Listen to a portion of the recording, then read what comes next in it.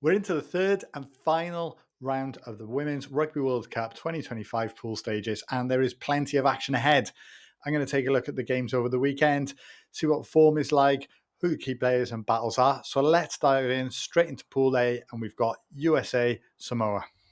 For the USA, following the 31 apiece draw with Australia and the loss to England, second place is going to be a challenge. They need to win with a bonus point, try bonus point, and 135-point shift between their result and the England game against Australia.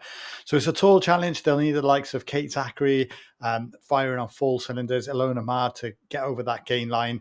They've made a few changes, not many, mostly around the back line. It's going to be a challenge to get that 135-point shift, but I'm sure the USA will go out all cylinders firing to get a great result.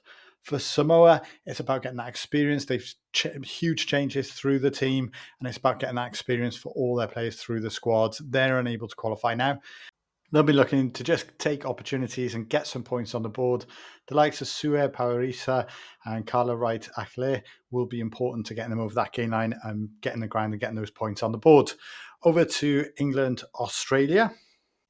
For England, they've already qualified. They know they're going through the favourites of the competition. They've made quite a few changes. So this game really is about testing out new partnerships, making sure everybody gets a chance to put their name forward for that starting sheet again in the quarterfinals. Ellie Kildown comes back as a fullback, and there are a number of players to look out for, including Alex Matthews, 8, who will show strong leadership.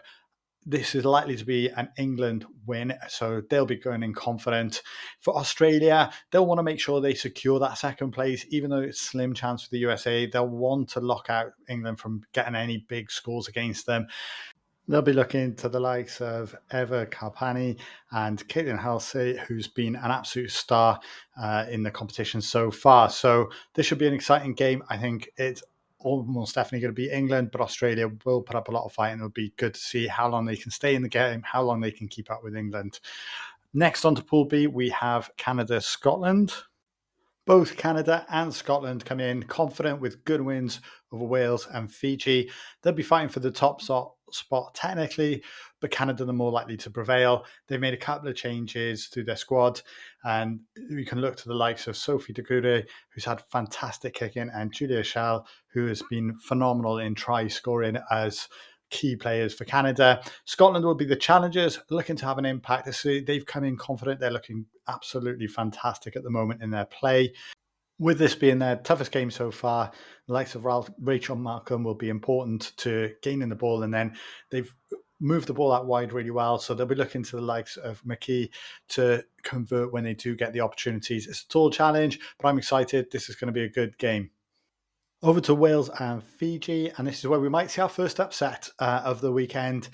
Wales come in a disappointing tournament so far. They have made quite a lot of changes, so they may be a little more unsettled. But Fiji come in very confident, had a great game against Scotland, some good tries, and they will fancy this one. They will come in hoping to get a first win at the Rugby World Cup. So some key players to look for: Cecilia Tupilotu for Wales, really powerful in the scrum. Alex Callender, number 8, aggressive at the breakdown, makes a lot of tackles. For Fiji, it'll be Alfreda Fisher and Colora Lamani on the wing. She's incredibly explosive and fast. If she gets the ball, it's going to be a challenge for Wales to stop that. So this is going to be a good game to see, and Fiji really could shine through it. For Wales, it's about getting a little bit of pride to take away from the competition and start to rebuild already, because neither side can qualify in this. Over to Pool C, and it's another tight game with the potential for an upset as Japan take on Spain. Spain come in with a really great game against Ireland, some great kicking, and then Japan coming in a bit of a heavy defeat to New Zealand, but they did have a confident performance, so it's going to be a bit tighter. I think this is probably one of the tightest games. Spain will be looking to secure up that set piece and a line out, making sure that they get good ball out wide. And Fernandez to Carez, the scrum half, will be important for that, and is a great player. And they'll be looking to get it to the likes of Clara Picaro for converting those opportunities that they get. Japan will be hoping to get that quick turnover at the ruck that they have, getting momentum through phase play, and then again hoping to start off like they did against New Zealand and get an early try. Keep your eye out for Aruna Nagata in a pack, very powerful, sets the pace. And also at 10, fly half, it's Ayesa Otsuka, key playmaker. Neither side can qualify now, having lost both their first games, but expect a fierce competition. Next up, we're over to New Zealand and Ireland. The winner of this one gets the top spot in the pool. New Zealand come in, two strong performances. They did falter a bit in Japan, and there will be questions about their discipline, but overall, some fantastic performances. Georgia Miller moves to 7th position from 6, one to keep your eye out for, and Braxton Sorensen McGee has been absolutely fantastic, a try-scoring machine. Definitely keep your eye out there. For Ireland, two big players. It'll be Donna O'Brien at fly half, control the game against Spain, really influential, and Sam Monaghan in the forwards position will be making sure they're going to need to be competitive in that position. So she's going to be hugely important. Over to Pool D, and it's Italy, Brazil. Italy come in with a disappointing World Cup, having lost to France without scoring points, losing to South Africa, which they would have hoped to win and have competition for that quarterfinal. However, not to be, and they're going to be up against Brazil. Changes all around on both sides. Italy will want to put a performance in for pride, and they'll be looking to the likes of Vittoria, Utsni, Minuzzi in the backs to create those tries, and Alicia Giordano in the pack. Former captain, powerful, reliable, will be looking to create that leadership.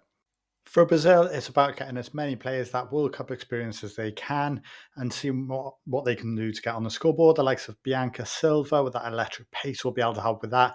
And Raquel Cocan, the playmaker, bringing that structure and game kicking will be able to help unlock the defences. And lastly, but certainly not least, it's France, South Africa. Both sides coming in on the back of victories, both looking really confident. South Africa in particular, a brilliant victory over Italy last week. Azeza Hele opening the scoring, hugely influential. And we've got the prop Bablawa Lache, which will be important against a strong French pack. The French will be looking to get it out. Pauline Bourdon-Sanzus will be getting that ball to the backs, and the likes of Gabi Vananet in the centre will be scoring the tries. It's going to be a French victory most likely, but don't rule out South Africa. They've proven they can shock and cause an upset, but this is going to be a big challenge for them. Overall, what do you think? What are your views? Do you think this is going to be a fantastic weekend of rugby? Is there anyone that you're particularly looking forward to? Let me know in the comments below. Hit like and subscribe for more Rugby World Cup content.